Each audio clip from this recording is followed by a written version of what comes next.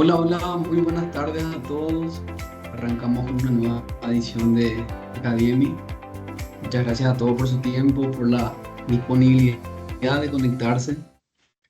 Y bueno, el día de hoy estaremos hablando hoy de un tema sumamente apasionante, sumamente interesante, que son las finanzas personales. Y bueno, antes de arrancar también quiero presentarme. Yo soy Fernando Melgarejo, soy asesor financiero de Cadiem. Hoy Cadiem cuenta con 4 sucursales, 2 en Asunción, una en Encarnación y una en Ciudad del Este. Entonces, yo soy el asesor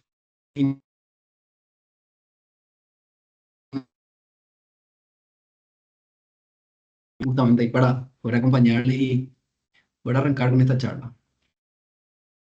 Entonces, voy a compartir mi pantalla.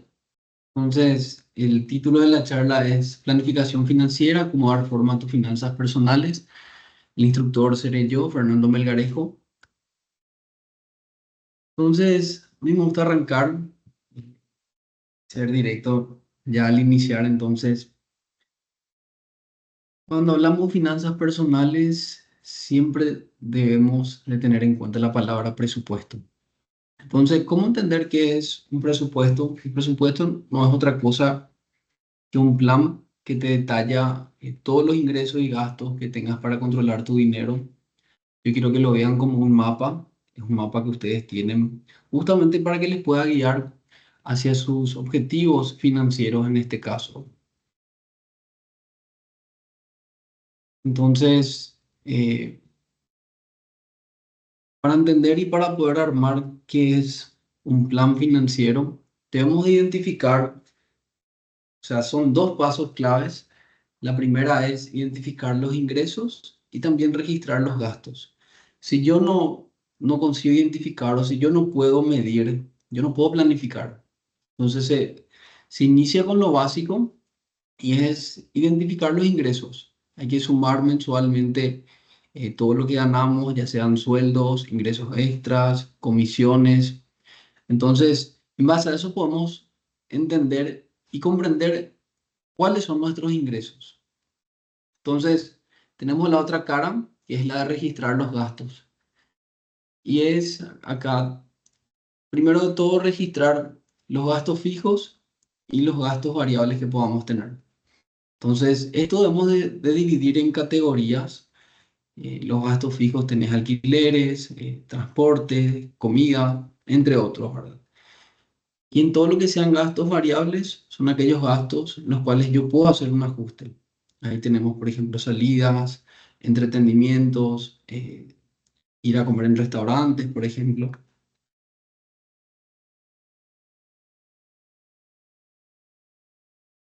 Entonces, es importante también que una vez que hayamos definido, que hayamos planificado y hayamos tenido cuáles son nuestros ingresos, cuáles son nuestros gastos, que podamos comenzar a establecer metas.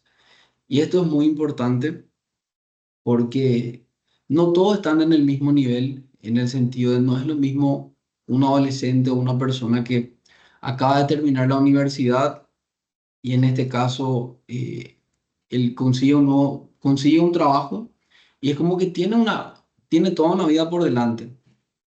A diferencia, por ejemplo, una mamá que tiene 3 hijos, que está trabajando y tiene estabilidad en una empresa, entonces son objetivos diferentes. Y cada uno parte, por así decirlo, en etapas diferentes. Entonces, debemos también pedazar eso en esas etapas, corto plazo, mediano plazo y largo plazo. ¿Cuáles son aquellas metas, por ejemplo, de corto plazo? Es ahorrar para emergencias. Esto es algo sumamente importante y después le voy a mostrar algunos datos. El ahorro de emergencia te va a servir justamente en caso de que pierdas tu empleo, en caso de que tengas alguna enfermedad, se te enferme la mamá. Entonces, para este tipo de situaciones siempre es importante contar con un ahorro de emergencia.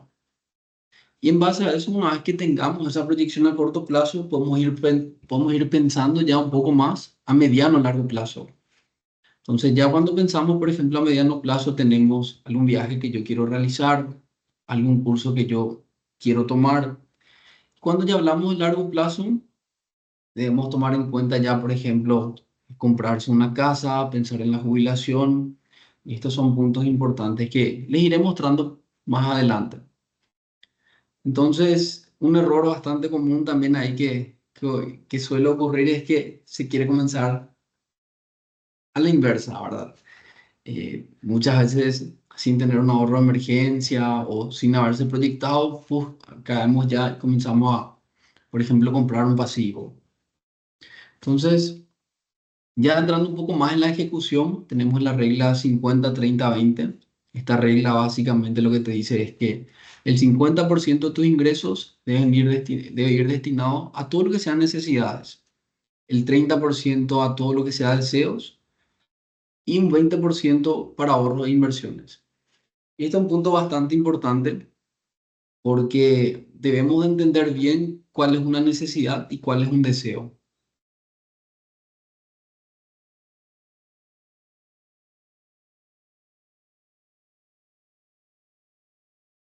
Entonces, en base a eso, nosotros nos proyectamos y comenzamos a hablar de lo que vendrían a ser metas financieras. Una meta a corto plazo, vamos a suponer un estudiante que se acaba de graduar, está en su primer trabajo. Muchas veces caemos y tenemos, por ejemplo, deudas de tarjeta de crédito.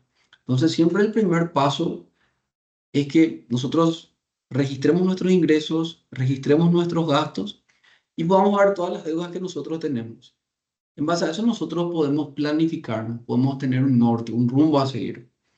Entonces, una meta financiera, por ejemplo, corto plazo, podría ser pagar todas las deudas que uno tenga, deudas de tarjeta de crédito y otras deudas comerciales. Un objetivo, por ejemplo, o una meta de mediano o largo plazo podría ser crear un fondo de emergencia, ir destinando un porcentaje de tu salario todos los meses para un ahorro de emergencia, un fondo de emergencia. Y ya como largo plazo podemos ir pensando, por ejemplo, en crear otras fuentes de ingreso. Y en la parte de cuando hablo de otras fuentes de ingreso, es importante entender que tenemos los ingresos que son de gestión activa y tenemos los ingresos que son de gestión pasiva. ¿Qué es un ingreso de gestión activa en la cual vos intercambias tiempo por dinero? Es eso básicamente, vos estás intercambiando tiempo por dinero.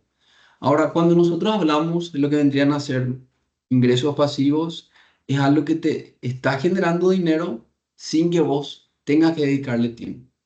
Entonces, esto es bastante importante. eh, muchas de las personas que son realmente ricas en ese sentido entienden bastante bien esto, y es que no necesitan dedicar tiempo, destinarle tiempo o energía a algo para que le produzca dinero. Y ese es justamente uno de los pilares y de la base de la riqueza también.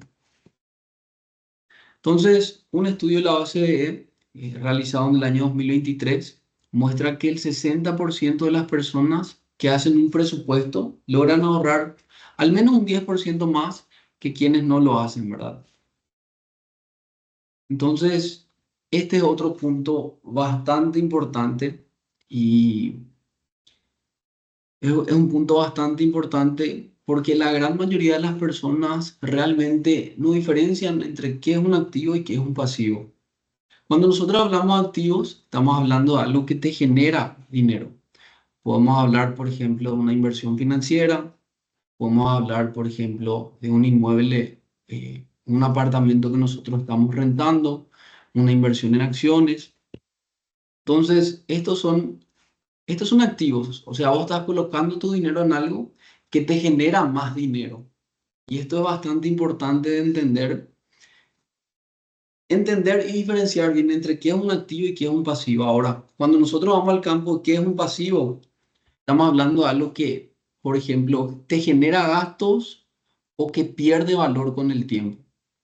Ahí hablamos, por ejemplo, de las tarjetas de crédito, hablamos, por ejemplo, de un auto que está en tu casa, que solamente usas para transportarte. Entonces, al primero vos le estás destinando dinero y te está generando más dinero. O sea, es como si fuera que nosotros estamos plantando una o estamos sembrando una semilla. Es algo que con el tiempo te va a ir generando más dinero. En cambio, cuando nosotros hablamos de un pasivo, es algo que te resta ingresos o justamente te saca dinero, ¿verdad? El activo entonces es algo que te pone dinero en el bolsillo, un pasivo es algo que te saca dinero del bolsillo. Entonces, hay un autor bastante bueno, de seguro que la mayoría ya conoce, y es Robert Kiyosaki, el autor del libro Padre Rico, Padre Pobre. Y él menciona que la clave de la riqueza es acumular activos y reducir pasivos lo máximo posible. Entonces, hay algunos errores comunes en las finanzas en los cuales me gustaría hablar. Y el primero es no priorizarse. Este es un punto bastante importante, puse luego como primero, porque ocurre o mayormente las personas cobran su salario y gastan todo, en el sentido de pagan todas las cuentas que tienen, y si sobra ese dinero, ahí recién es como que invierten o ahorran un poco. Yo quiero que ustedes tengan un cambio de paradigma en esto y comiencen a priorizarse. ¿A qué yo me refiero cuando yo digo que se prioricen? Y es que ustedes se paguen a ustedes mismos primero. ¿Qué quiere decir esto? No es que yo cobro mi salario, pago todas las deudas y lo que me sobra nomás yo recojo, ahorro o guardo ese dinero, sino de que sea la inversa, de que yo cobro mi salario, me pago a mí primero, o sea, yo aparto una parte de mi dinero y con lo que sobra voy pagando las deudas. Acá les pongo un ejemplo interesante y voy a hablar de los fondos mutuos. Los fondos mutuos son como cajas de ahorro completamente a la vista.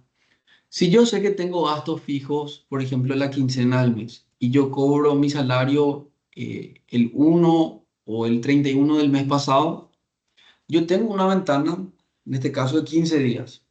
Entonces, para que yo no gaste todo mi dinero, ¿qué yo puedo hacer? Si, por ejemplo, yo me considero una persona impulsiva y sé que puedo gastar ese dinero, ¿qué puedes realizar? Abrís una cuenta en el fondo mutuo disponible, transferís tu salario, puede ser 80-90% si es que tenés gastos fijos y te manejas con tarjeta de crédito. Entonces, es como que vos con la tarjeta de crédito ganas puntos, mejoras tu historial crediticio y también ganas con los reintegros. Aparte de eso, esos 15 días que dejes tu dinero, por ejemplo, en el fondo mutuo disponible, te va a ir generando intereses. Tal vez no sean muchos intereses, pero si sumas a lo largo del año, es algo que tal vez te compra un campeón nuevo a final de año o tenés como que un pequeño ahorro que obtuviste simplemente optimizando ese dinero. Entonces, esto es algo muy importante. Entonces, por ejemplo, el 14 del mes, vos tenés cuentas a pagar el 15 o simplemente solicitás un rescate en los fondos mutuos disponibles y al día siguiente lo utilizás para pagar las deudas que tenga. A eso me refiero cuando yo hablo priorizarse a uno mismo o pagarse a uno mismo primero. Y es que primero apartes un porcentaje de tu salario y destines para vos. Te estás pagando como un sueldo para vos. Y con lo que sobra es como que vas a ir pagando todas las deudas que tenés. Ese es un mecanismo que funciona bastante bien, más si la persona es impulsiva, por ejemplo.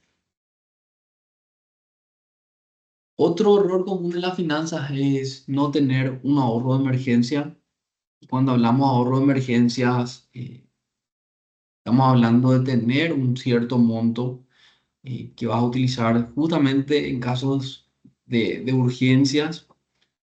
Se te enferma la mamá, se te descompone el vehículo, te quedaste sin trabajo.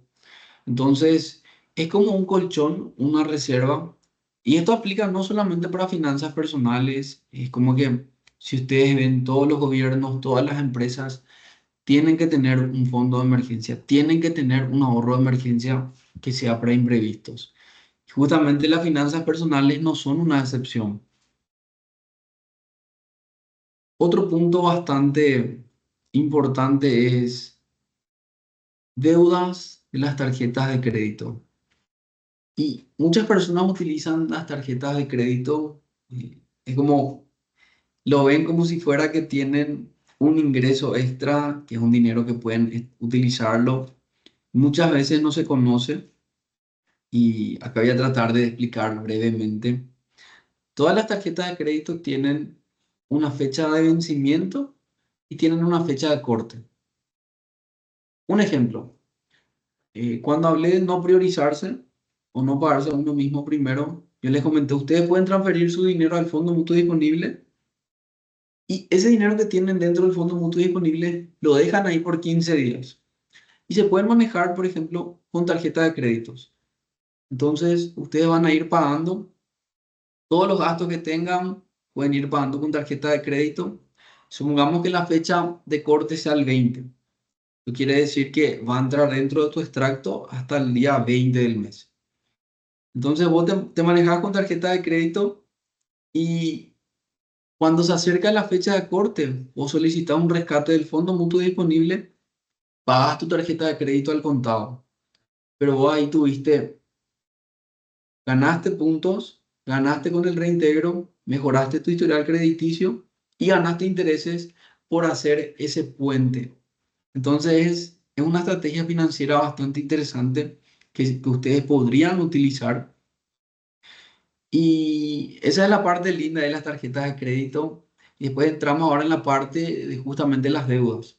Hay que tener en cuenta que en Paraguay está topeado por ley, si no me equivoco, es del 16,5% más o menos al año que se le paga de intereses al banco por las tarjetas de crédito. Y son montos bastante altos. Si ustedes dejan pasar, dejan acumular, siempre van pagando el mínimo. Esto es algo que se acumula, es una bola de nieve, es un costo de oportunidad perdido, porque esos intereses que ustedes están pagando en tarjeta de crédito, imagínense si ustedes destinan eso, por ejemplo, a una inversión. Hablamos del fondo, cómo rentabilizar a corto plazo, pero imagínense todo ese dinero que ustedes están pagando solamente en intereses. Y es como un círculo, una bola de nieve, y cada vez es más difícil salir de eso. Entonces, es importante que ustedes anoten todas las deudas que tienen que aparte de eso, ustedes puedan ver cuáles son las deudas que tienen la tasa de interés más alta. Existen dos métodos ahí para pagar las deudas. Tenés el método bola de nieve, que consiste en pagar la deuda más pequeña e ir escalando con la deuda más grande. Después tenés, por ejemplo, la deuda avalancha, que estructuras todas tus deudas. Tenés deudas que tienen una tasa de interés altísima. ¿Qué es lo que te dice este método? Que vos pagues lo más pronto posible todas aquellas deudas que tienen la tasa de interés más alta. El primero te ayuda más en lo psicológico, vas a ir viendo cómo vas liquidando esas deudas. El segundo te ayuda más desde un punto de vista óptimo. Es como que vas a ir pagando y saliendo más rápido de esas deudas que tienen esas tasas de interés más altas. Y otro error común de las finanzas es confundir un activo con un pasivo. Y esto es un punto muy importante. Yo no quiero decirle simplemente esto, activa es lo que te pone más dinero, pasiva es lo que te saca dinero del bolsillo, sino que ustedes realmente puedan interpretar qué quiere decir esto. Creo que en economía la base de todo, o es como que todo se resume a no gastar más de lo que ingresas. Si vos gastas más de lo que ingresas, en algún momento, o sea, tu cuenta va a estar en rojo, pero en algún momento vas a tener que pagar eso. Entonces, ¿qué ocurre si vos gastas más de lo que ingresás y para colmo son en pasivos? Por ejemplo, una deuda que sacaste a varias cuotas, a una deuda, a una tasa altísima, por ejemplo, una tele o un préstamo que tenés, que utilizaste para consumo, para viajar, por ejemplo. Entonces, esos son gastos que no te están generando más dinero. En cambio, te están sacando dinero. Si vos le sumás los intereses, es algo que te saca mucho más dinero. Y desde mi punto de vista, estas son las palabras más peligrosas que existen en el mundo financiero y cuando hablamos de finanzas personales. Y es que estoy esperando al momento perfecto. No voy a comenzar a ahorrar cuando pague todo el préstamo. No voy a comenzar a ahorrar, voy a comenzar a invertir cuando me sobre más dinero. No, voy a comenzar a ahorrar, voy a comenzar a invertir eh, cuando haga todo esto. Entonces, ¿a qué voy con esto? Que nunca va a existir el momento perfecto. Como yo les dije, como les mencioné anteriormente, eh, es como que siempre hay una manera. Es iniciar hoy, iniciar lo antes posible y al final también les voy a hablar un poco acerca de lo que es el interés compuesto. Y es que cuanto antes ustedes comiencen, va a ser mejor.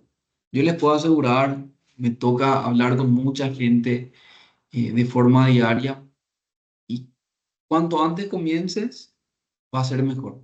O sea, tu capital va a ser más grande, te vas a ordenar financieramente.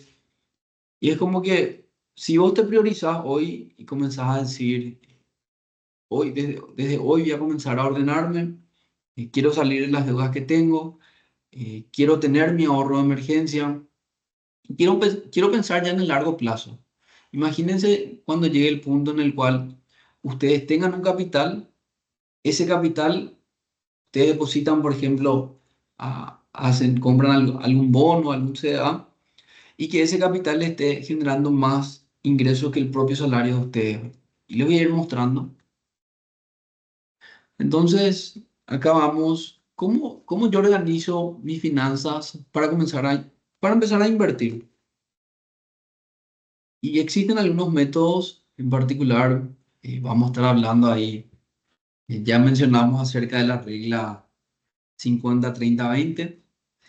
Esta es la regla, el ahorro del 10%.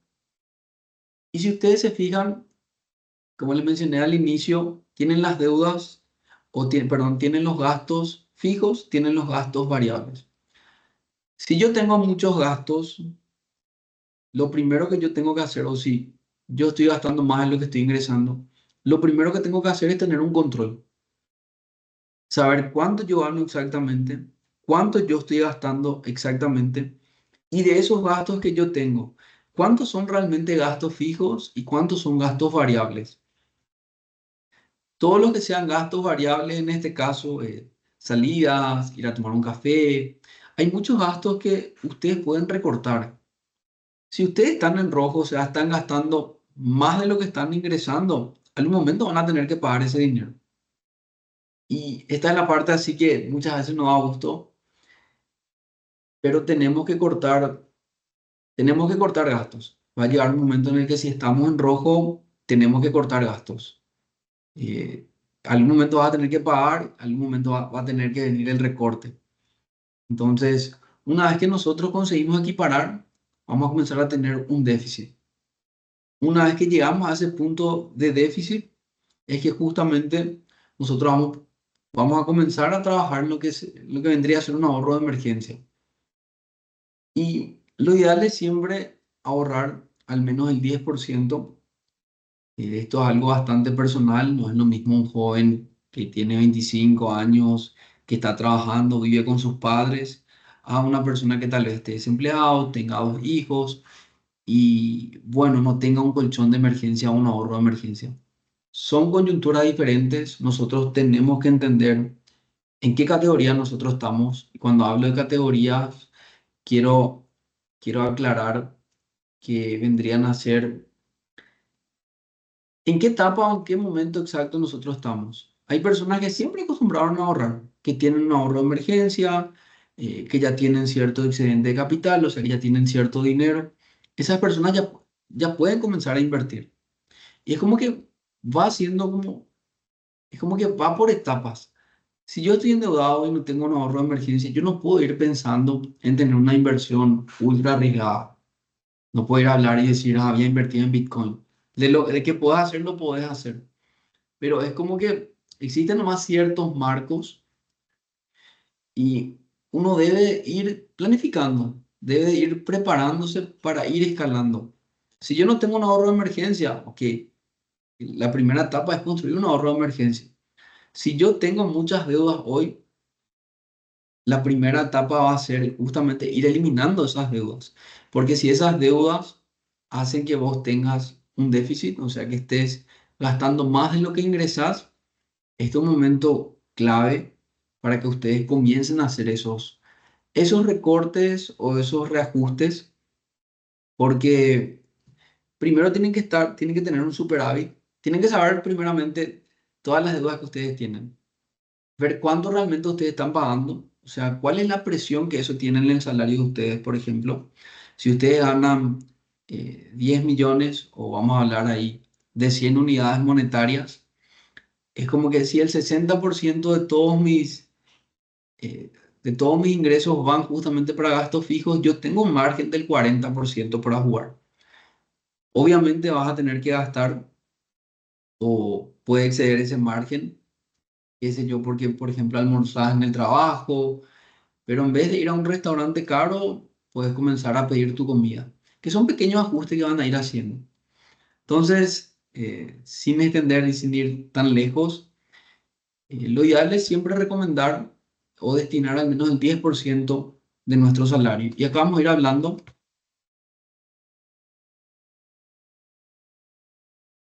Entonces vamos a ir hablando.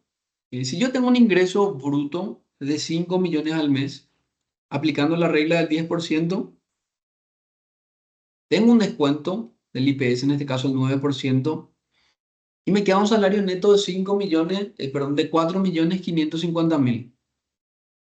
Yo ya destino y descuento otros 500.000 de estos 5 millones, descuento otros 500.000 para pagarme a mí mismo primero. Y esto es lo que realmente me va a sobrar, o estos van a ser mis ingresos netos. Este 500.000 es un dinero con el cual ustedes no tienen que contar, no tienen que tener en cuenta, es como que un dinero que tienen que apartar.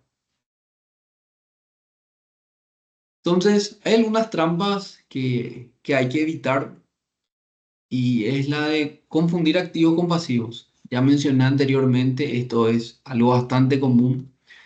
Por ejemplo, comprarse un vehículo. Consigo mi primer trabajo, ya me compro un auto, saco a 60 cuotas, que me alcanza el 60% de mi salario. Es como que no vas a tener mucho margen ahí. Ahí podemos entrar también en lo que vendría a ser una necesidad y también lo que es un deseo. Todos los autos te llevan a tu destino. Entonces, es como que un punto también a tener en cuenta. Y cuando hablamos ahí justamente de otros pasivos, financiarse con tarjeta de crédito, viajes, comprar a cuotas, por ejemplo, electrodomésticos, otros pasivos, porque cuánto, si uno pone a hacer los cálculos, ¿cuánto realmente estás pagando de interés? Se entiende que muchas veces son necesidades, pero justamente si ustedes se ponen a analizar cuánto realmente eso le cuesta a uno en el largo plazo. Entonces, siempre que ustedes cobran su salario, ese ahorro que ustedes tienen dos opciones. Llega fin de año, es un dinero, lo ideal es no tocar, invertir ese dinero, pero ustedes tienen dos opciones. Gasto o sea, utilizo como pasivo, o sea, gasto ese dinero para realizar un viaje, por ejemplo, a fin de año. O, por ejemplo, si conseguí ahorrar 10 millones, agarro y invierto en un fondo. El fondo tal vez te genere 800.000 en un año, pero es un dinero que te está entrando. O sea, vos estás dejando esos 10 millones en algo que te está generando más dinero. Va a llegar un momento en el cual, si uno se proyecta, los ingresos pasivos que uno tenga van a ir superando los ingresos activos que uno tenga. Y ahí es cuando muchos hablan de la famosa libertad financiera. Otro punto es no pagarse primero, lo que yo les comenté anteriormente, y es cobrar el salario, destinar todo ya, pagar todas las deudas que uno tiene.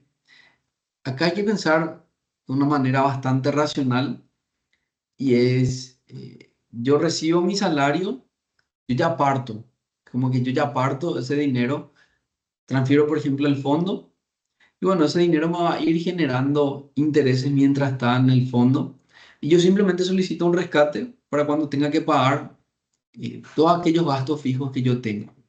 Eso, créanme que eso le va a ayudar bastante. En 3, 4 meses van a ver una gran diferencia, se van a dar cuenta que tienen realmente, o que mayormente tenemos muchos gastos que son innecesarios.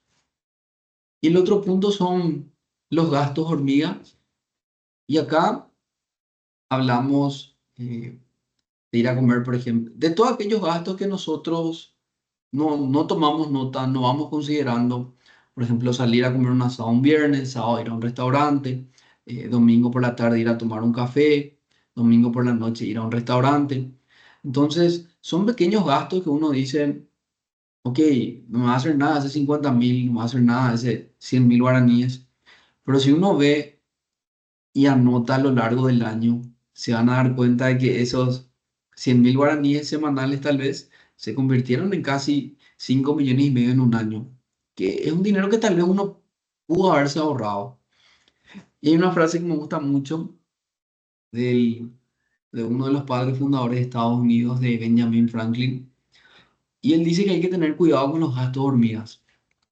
El, que un pequeño agujero pueda hundir a un barco. Entonces, esto es algo bastante importante. Yo no quiero que ustedes subestimen todos esos pequeños gastos que ustedes tienen. Les puedo asegurar de que si ustedes comienzan a traquear, comienzan a leer y a visualizar todos los meses los gastos que ustedes tienen, se van a dar cuenta que tienen muchos gastos que tal vez son innecesarios o que se podrían ahorrar. Otro punto son las tarjetas de crédito. Eh, las tarjetas de crédito tienen sus ventajas, tienen sus desventajas. A mi modo de ver, es como que el producto más barato que hoy tiene el banco, porque vos tenés el crédito en el momento y pagás 30 días después. O sea, el banco no te cobra intereses durante 30 días. Y ustedes se imaginan si durante esos 30 días ustedes tiran ese dinero, tarjetean, se manejan con tarjeta de crédito, y ese dinero que está destinado a pagar la tarjeta de crédito, ustedes dejan en la cuenta del fondo mutuo disponible. O sea, ustedes están utilizando el dinero del banco.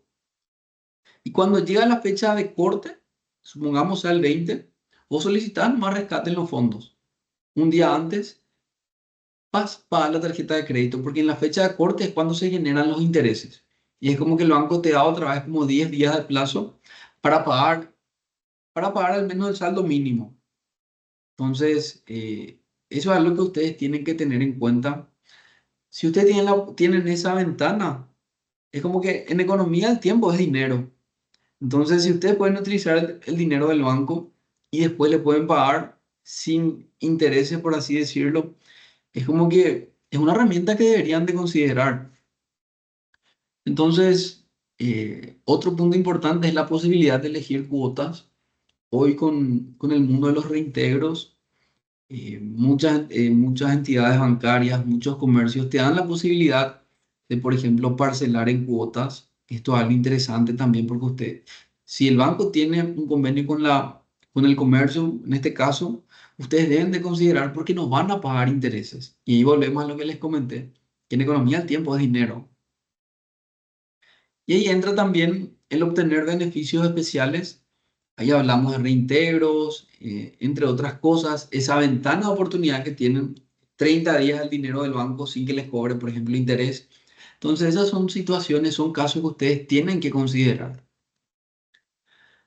Ahora, vamos al punto de las desventajas. Y es que algo bastante común es el bicicleteo de deudas. Tenés una deuda, por ejemplo, 10 millones y vas pagando el mínimo, 200.000, 300.000, 200.000, 300.000. Esa deuda de 10 millones se puede convertir en una deuda de casi 20 millones. En este caso, justamente porque porque uno fue bicicletando a lo largo de los años. Y es como que, si ustedes se ponen a contabilizar cuánto realmente están pagando de intereses y hacen un cálculo rápido, 16% al año es un interés altísimo. Y ahí entra el otro punto que es su uso sin responsabilidad y que puede provocar deudas impagables. Es bastante común que entramos a trabajar, sacamos nuestra primera tarjeta de crédito, no entendemos cómo funciona, o sea, no entendemos qué es una fecha de corte, qué es una fecha de vencimiento.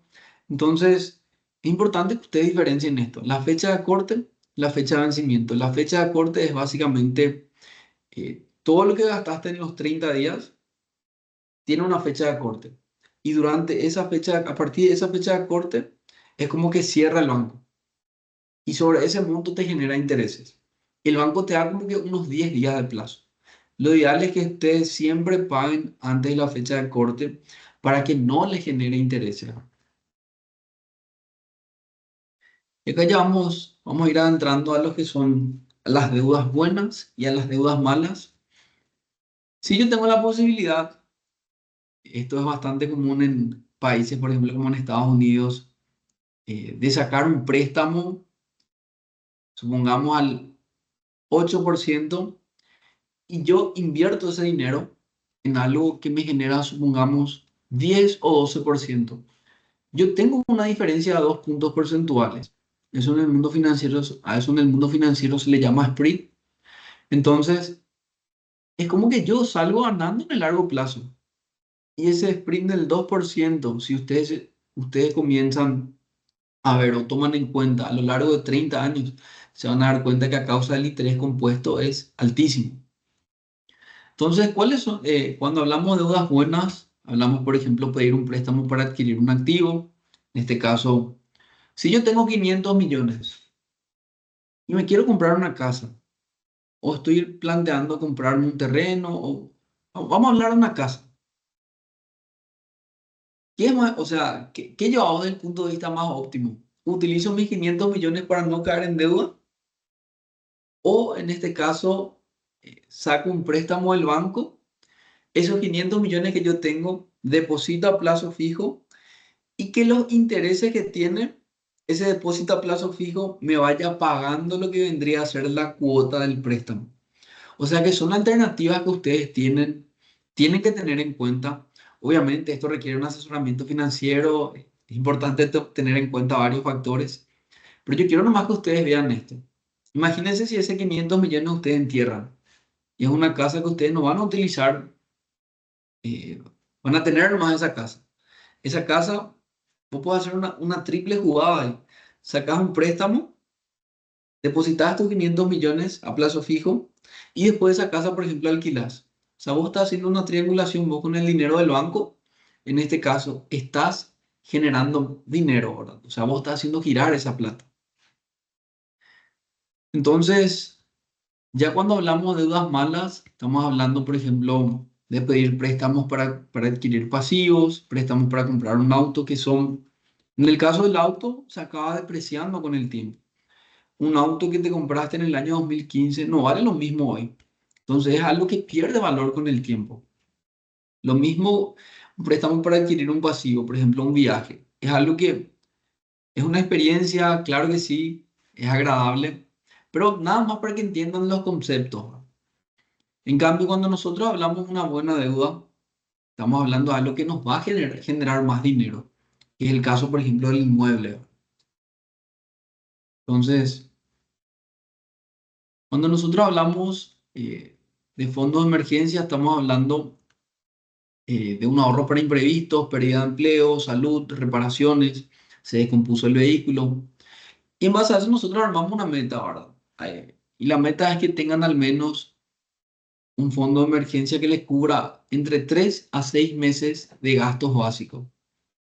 Si gastas, por ejemplo, 3 millones al mes, tenés que apuntar a tener un ahorro de emergencia de al menos 9 millones de guaraníes. Cuanto mayor sea el monto, mayor va a ser tu colchón, ¿verdad? Y ahí hablamos de algunas herramientas, como les había comentado, por ejemplo, los fondos mutuos disponibles. Ese ahorro, lo ideal es que no tengan ahí en su cuenta bancaria, que no le esté generando intereses. El banco no te paga por tener dinero en una cuenta corriente. En una caja de ahorro te paga, pero son montos ínfimos, 0,02%, por ejemplo. En cambio, si ustedes comienzan a ver, por ejemplo, fondos mutuos disponibles, que te paga 5,5, 6% al año, es como que ustedes hacen los cálculos, ¿por qué voy a dejar mi dinero en el banco si el fondo mutuo disponible me está pagando dinero y yo puedo rescatar ese dinero cuando yo quiera? Entonces, ese ahorro de emergencia que ustedes puedan llegar a tener, ustedes pueden destinar al fondo mutuo disponible, y para que no esté perdiendo valor con el tiempo, porque ya entramos con la inflación también, ese dinero te va a ir generando, el fondo te va a ir pagando de forma diaria. Tenés 10 millones, genial, ¿no? Te genera en un día 10 millones, 1.000 guaraníes. Pasado mañana, tu capital va a ser 10 millones, 1.000 guaraníes. Pero ese 1.000 guaraníes te generó un poco más de interés. O sea, vamos a estar hablando de un capital ya ahí para pasado mañana de 10 millones, 2.100 guaraníes, por ejemplo, porque ese 1.000 te generó más intereses. Entonces, los fondos mutuos disponibles son herramientas bastante conocidas a nivel mundial. Son instrumentos financieros que existen hace más de 200 años y justamente cumplen ese papel, que es el de mantener ese dinero que tendrán estacionado por un tiempo, lo dejan en fondos. Cuando ustedes necesitan, simplemente sacan ese dinero o solicitan un rescate, 24 horas les cae a la cuenta bancaria.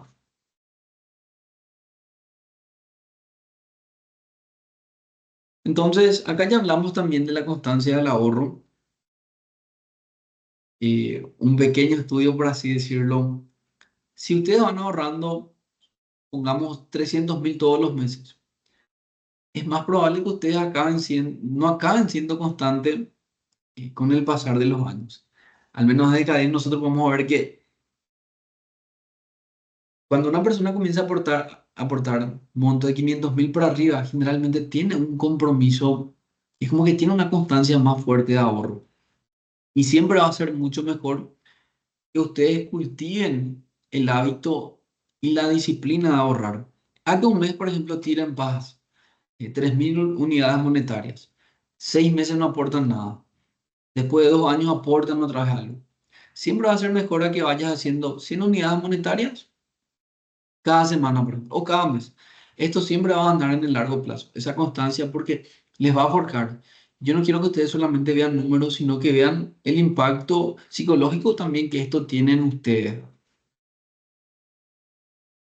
Entonces, acá, ¿qué yo debo empezar o qué yo debo tener para comenzar a invertir?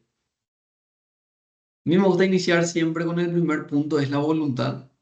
Creo que esto es lo más importante de todo, porque si yo no tengo esa voluntad de estructurarme, de querer salir adelante o de querer proyectarme, es difícil que yo me mantenga constante a lo largo del tiempo.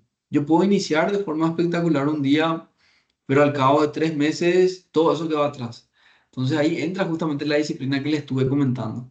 Si uno dice, no, yo no puedo, tengo muchas deudas, no me sobra el dinero, genial. Probá eso que te comenté al inicio, de destinar el fondo mutuo disponible. Tener esa ventana de 15 días, cuando llega el día 14, retiras tu dinero. Y vas a ver cuántos gastos innecesarios tal vez podrías tener y al menos debes un 100.000 al mes intentar aportar. Proba con montos chicos, no quieras iniciar de forma pomposa y a lo grande. Proba con montos chicos. Entonces, el otro punto es tener un plan financiero. Si yo no puedo medir, yo no tengo proyección. Esto es como un mapa. Es como que si yo no sé a dónde me voy, difícilmente yo voy a ir teniendo un dinero, va a estar mi dinero ahí. Es como que no va a tener un fin. En cambio, si yo tengo un plan financiero, yo sé lo que quiero, yo me proyecto a algo, voy a tener objetivos mucho más claros. Y si ustedes suman voluntad, saben lo que quieren y tienen objetivos claros de cómo conseguir, yo les puedo asegurar de que en el largo plazo esto va a ser lo más beneficioso. Y imagínense, ustedes van aportando todos los meses un monto, 1.000.000, 500.000, 2 millones. Va a llegar un momento en el que van a tener un capital interesante.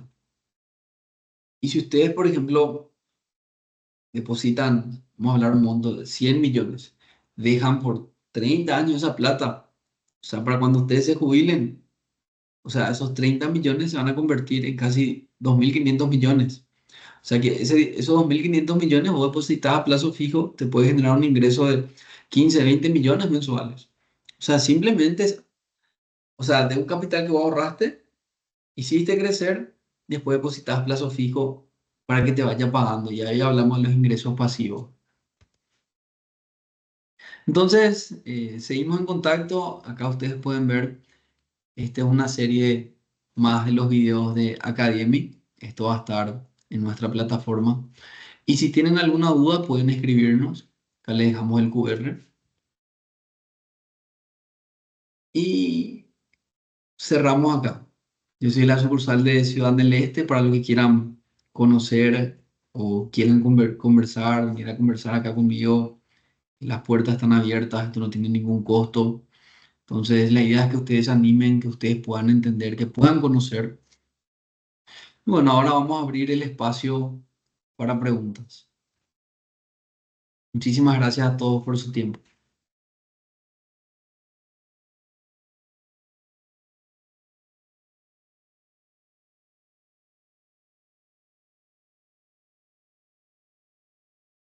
Acá dice Ricardo Martínez, buenas en términos de años, ¿cuánto es corto plazo, mediano plazo y largo plazo?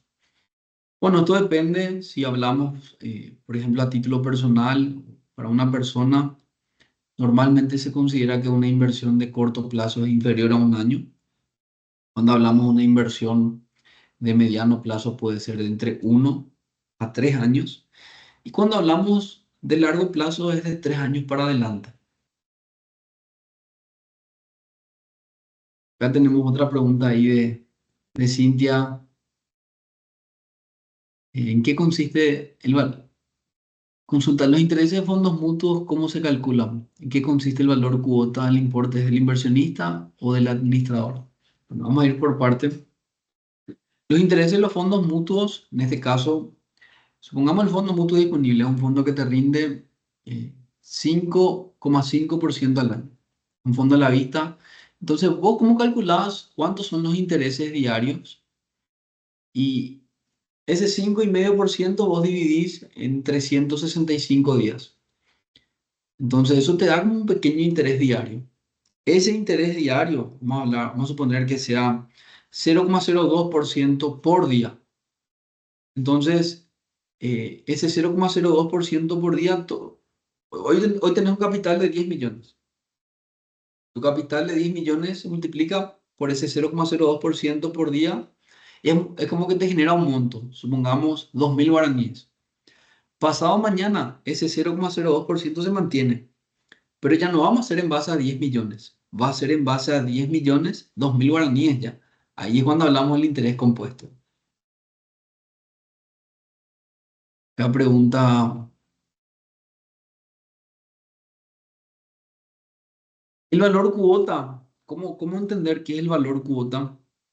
Cuando los fondos mutuos disponibles, vamos a hablar por ejemplo del fondo mutuo crecimiento, eh, el fondo mutuo crecimiento inició en mayo del 2018 y ellos inician con un número nominal o simbólico. En este caso vamos a hablar de 100 unidades monetarias. Y es como que el fondo va ganando dinero. Como que para iniciar el fondo necesitas tener un monto inicial, que es un monto que no puede ser inferior. Entonces, ese patrimonio va creciendo con el tiempo. Si, por ejemplo, hoy el valor cuota es eh, de 190, eso quiere decir que si vos en 2018 hubieses invertido 100 millones, por ejemplo, en el Fondo Mutuo de Crecimiento, no hubiese sacado tu valor cuota de 190, hoy tendrías un capital de más o menos 190 millones. Y hablamos cuál sería la diferencia entre un fondo y un CDA, haciendo mención al ahorro a largo plazo. Una vez que ya te hiciste un buen capital, conviene invertir en plazo fijo y no mantener en el fondo. Bueno, esto es una pregunta bastante relativa. Cada uno tiene su ventaja y tiene su desventaja. Hoy los instrumentos más conservadores se consideran lo que vendrían a ser, si hablamos a plazo fijo, vendrían a ser los CDA. ¿Por qué? Porque tienen una cobertura del Banco Central de hasta 75 salarios mínimos. O sea, 210 millones de guaraníes más o menos. Y cuando hablamos de fondos mutuos, justamente viene el nombre fondos mutuos. O sea, ¿qué quiere decir eso? Mucha gente se asocia. Por ejemplo, yo quiero invertir en bolsa, me asocio con Lisandro y con otras 10.000 personas y es como que juntamos nuestro dinero. Ese dinero nosotros le cedemos a una empresa para que administre, en este caso la administradora de fondos de Cadien, por ejemplo. Entonces, Cadiem tiene como objetivo rentabilizar ese dinero. Pero ¿qué es lo que hace Cadiem? Invierte esa plata y diversifica en más de 20, 30 empresas. Entonces, si vos me decís, Fernando, yo tengo capital, quiero hacer crecer lo máximo posible, no quiero tocar esa plata, tal vez te convenga un fondo mutuo, justamente por el grado de diversificación que tiene y también que es algo líquido, ¿verdad? O sea, vos puedes rescatar tu dinero en caso de urgencias. Ahora, cuando nosotros hablamos de un CDA, estamos hablando de un certificado de depósito de ahorro. O sea, estamos hablando acá de un dinero que yo voy al banco, le digo, Banco Itaú, tengo 100 millones, quiero rentabilizar este dinero, quiero depositar a plazo fijo. Entonces, es como que el banco, o depositas, por ejemplo, a 2 años, el banco te paga unos intereses por ese ahorro, pero vos no podés sacar ese dinero. Entonces, una ventaja es, en el fondo, vos podés sacar ese dinero, tenés un dinero diversificado. En cambio, en el CDA, tiene cobertura del Banco Central, hasta 75 salarios mínimos, 210 millones más o menos, pero vos no podés retirar antes de tiempo. Y si querés retirar, el banco te penaliza y fuertemente, ¿verdad? Entonces, me comenta Juan Ramón Florentín López. Fernando, los retiros del fondo mutuo tienen un costo, depende. En este caso, vamos a hablar, el fondo mutuo es el instrumento financiero. O sea, es el instrumento financiero, o sea, es un instrumento financiero, una acción es un instrumento financiero. Perdón. Y en el caso de Cadiem, dentro del instrumento, o sea, dentro del instrumento financiero de fondos mutuos, Cadiem administra cuatro fondos mutuos. Dos fondos son a la vista, o sea que no tienen un costo, no tienen gastos asociados, no tienen un costo de mantenimiento. Vos podés rescatar tu plata en 24 horas, sin pagar comisiones, sin pagar multas, sin gastos asociados. Ahora, hay otros fondos que son más de mediano a largo plazo, que son fondos un poco más agresivos, y estos fondos sí ya tienen cargos por rescate, que suele ser 3%, 2% y 1% durante los 3 primeros años. Entonces, pregunta acá Michelle González, ¿hay algún límite para la deuda en consumo? Por ejemplo, 3 veces el salario. Esto es algo bastante relativo, Michelle. No hay, por así decirlo, un límite fijo. Es algo bastante relativo.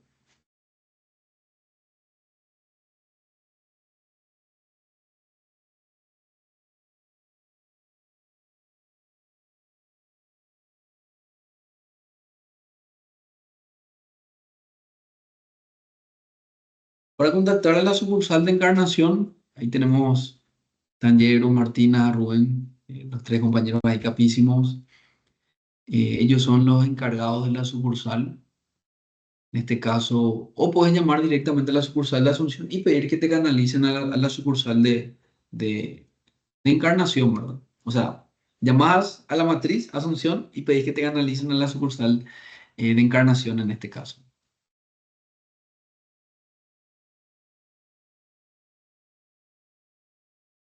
Respondiendo acá a Jorge Lara, eso significa que la capitalización es diaria. Sí, en el caso de los fondos mutuos, pagan intereses de forma diaria. Si ustedes se fijan, por ejemplo, en el simulador del fondo mutuo crecimiento que está en el sitio web de Cadem, se van a fijar que dice interés 8,5% al año. Pero si ustedes hacen el cálculo, van a ver que le paga 8,87. Eso es justamente porque ese 8,5% te genera otros 370.000 más de intereses.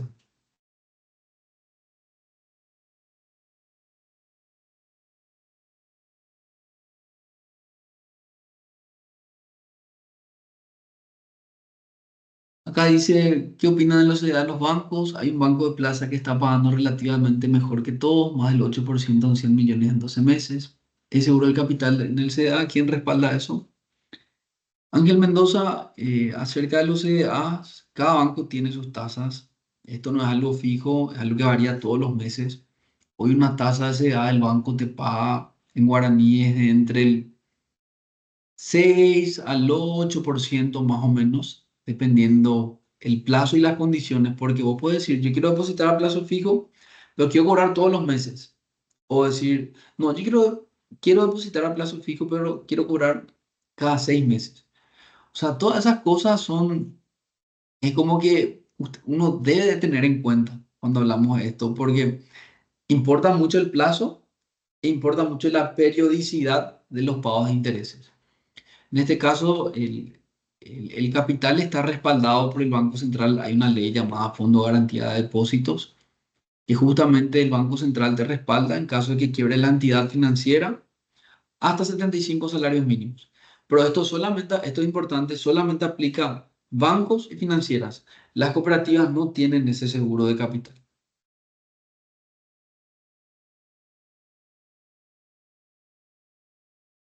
voy a colocar, si solicitas el rescate del Fondo Mutuo para Todos, perdés el premio por permanencia. Igual si no solicitas el monto total. Y si es el caso, ¿cómo recuperas? Bueno, el Fondo Mutuo para Todos tiene ahí una pequeña jugada financiera que ustedes pueden realizar. Y es que a partir del cuarto año es un fondo a la vista. O sea, ya eh, no te cobra más cargos por rescate. Entonces, si vos, por ejemplo, vamos a hablar, aportaste durante 4 años, alcanzaste 30 millones de guaraníes.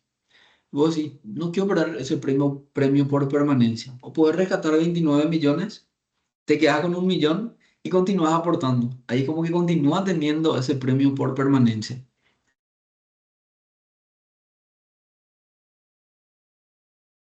Compartir la pantalla, la calculadora de Academia, para que entiendan a qué me refiero.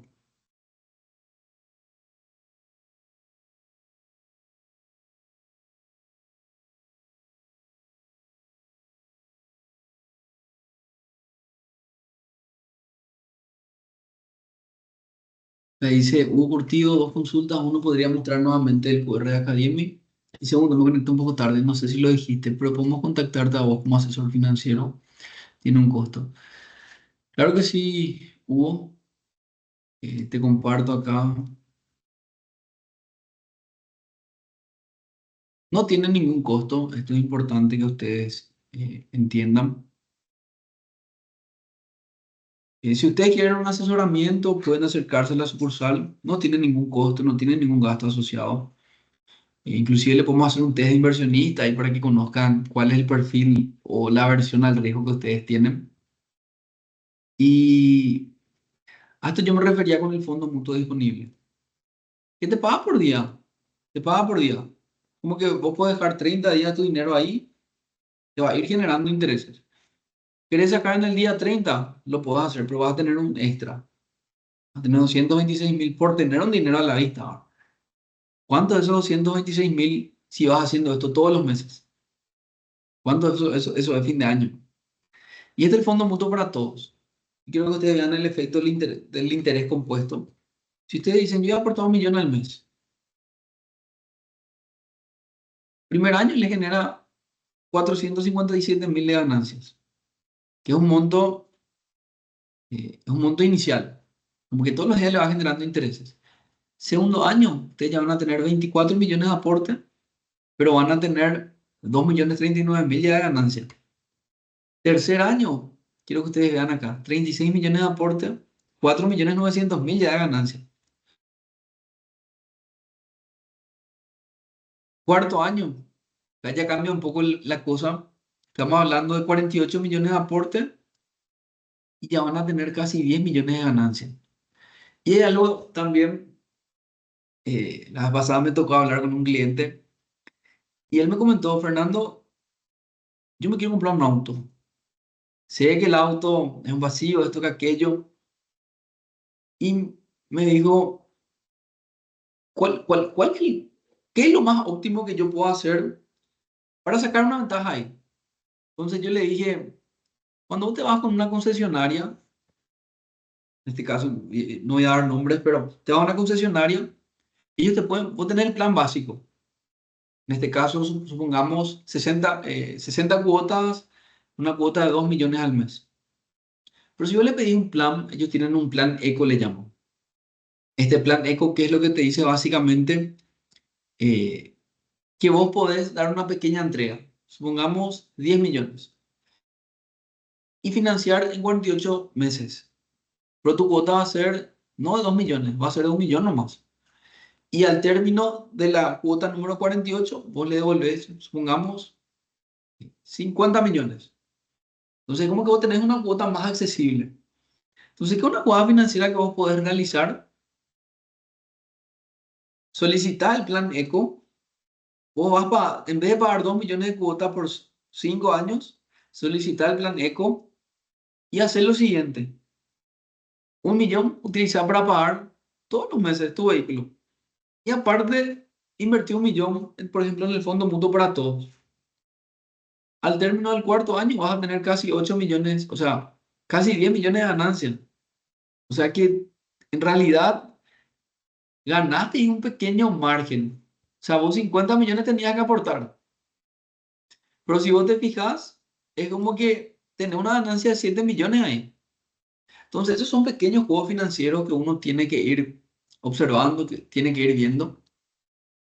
Y bueno, que tiene que analizar también. Justamente es el papel del asesor financiero, buscar, encontrar el punto más óptimo, más eficiente posible, ¿no? Entonces acá dice Ángel Mendoza, acá Carolina Villalba, con respecto al uso óptimo de las tarjetas de crédito, lo ideal es abonar el total de lo utilizado antes de la fecha de corte o entre la fecha de corte y la fecha de vencimiento. Siempre antes de la fecha de corte, porque cuando hay la fecha de corte, si vos tenías, por ejemplo, gastaste 2 millones, viene la fecha de corte, es como que al día siguiente ya te va a hacer 2.100.000 ya, vas a tener que pagar 100.000 de intereses ya. Entonces lo ideal es siempre pagar un día antes de la fecha de corte. Acá dice hasta 75 salarios mínimos por CDA. O puedo tener esos 600 millones, por ejemplo, en 3 CDA de 200 para que esté bien respaldado. Ahí es importante, Ángel. Hay varias maneras en las cuales vos podés tener cobertura, porque son 75 salarios mínimos por entidad bancaria y por persona. O sea, vos decís, eh, el banco A me ofreció una tasa del 10% y los otros bancos me ofrecen 6% nomás. Yo no me quiero salir del banco. Ok, ¿qué entonces nosotros podemos hacer? ¿Cómo podemos tener cobertura? Voy a abrir una cuenta, en este caso, puedes habilitar el CDA con tu señora y por así decirlo con tu hija. Entonces, a tu señora le cubre 200 millones, a vos te cubre 200 millones y a tu hija le cubre 200 millones en caso de que le ocurra algo a la entidad bancaria. Sergio, sí se va a enviar el link de la grabación. En el caso del Fondo Mutuo para Todos, el Fondo Mutuo para Todos tiene un costo de ingreso de 300.000 y es el único fondo que tiene gastos asociados en el sentido de que tenés que pagar algo de ingreso. Les recomiendo que pasen por la oficina, que vengan a conocer. Yo voy a dejar también mis datos, mi contacto acá en el chat. En caso de que alguien quiera hablar o quiera enviarme algún mensaje, les dejo mi correo también.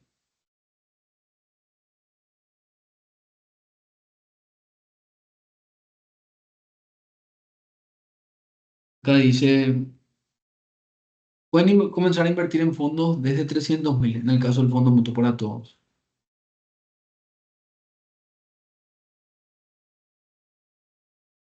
Dice, el Fondo Mutuo se puede ir a la quiebra o perder de alguna manera.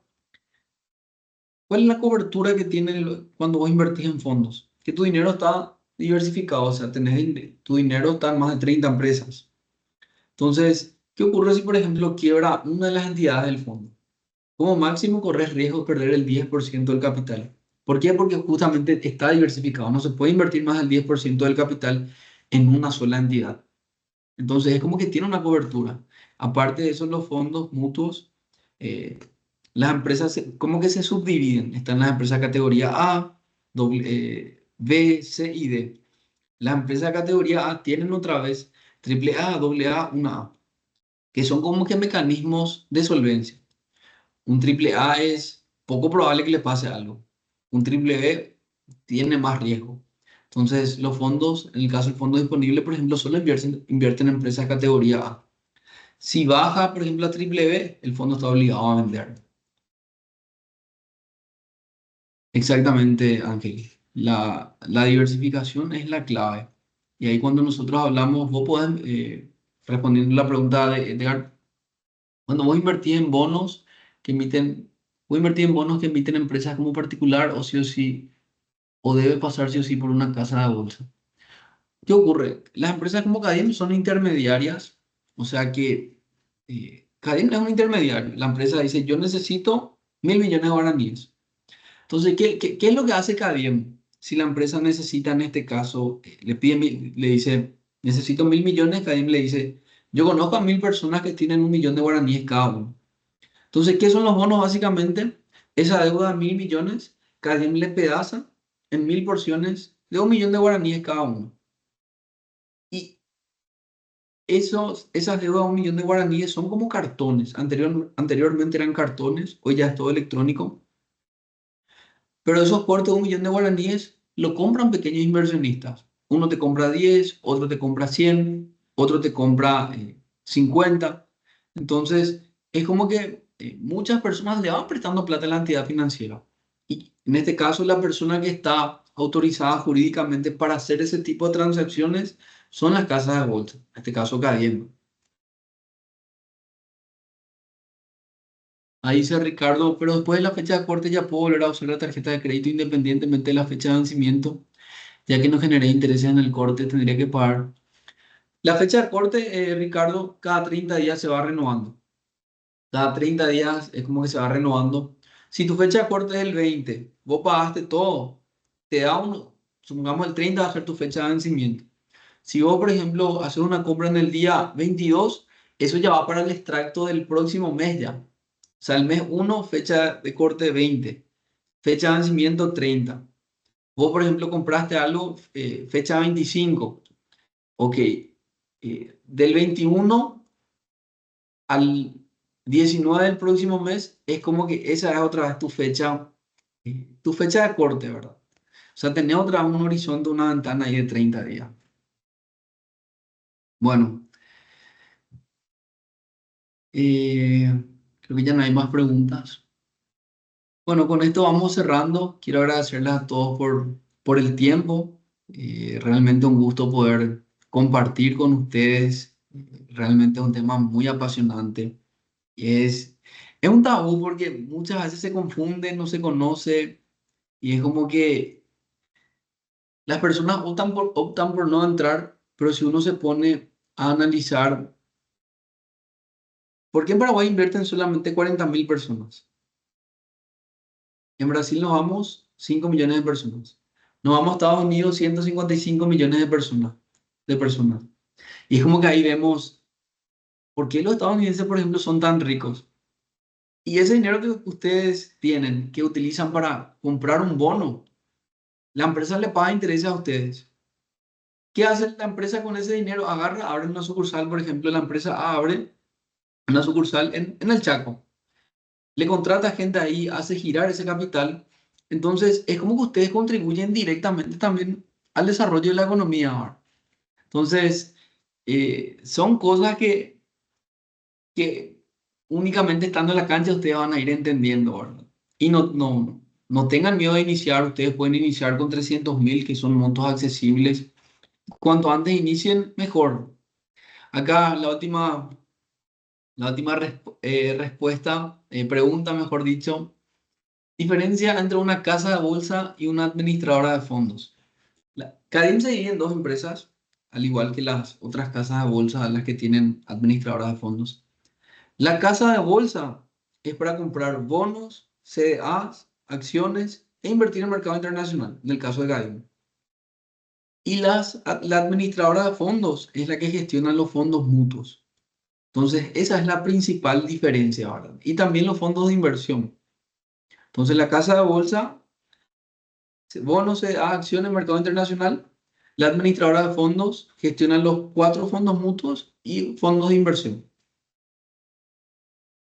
Bueno, con esto vamos cerrando una vez más. Muchísimas gracias a todos por su tiempo. A los que tengan alguna duda, alguna consulta, por favor, no duden en contactar, que nosotros estamos a disposición. También yo quedo a entera disposición para responder todas las dudas, todas las consultas que ustedes puedan llegar a tener. Entonces, una vez más les agradezco y les deseo una excelente noche. Y a estar pasando también ahí el enlace de Academy, los que querían escanear ahí con el QR. Te comparto una última vez.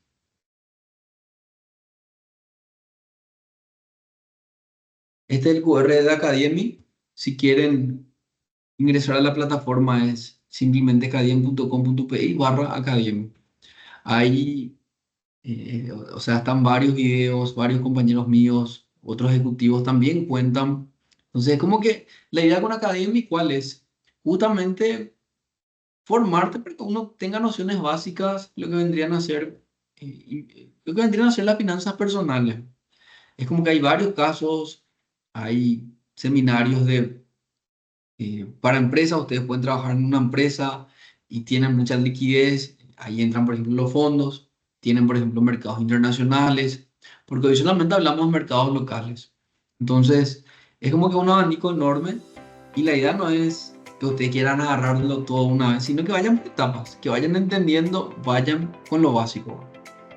Entonces, vendría a ser eso, una vez más les agradezco y les esperamos acá por la oficina.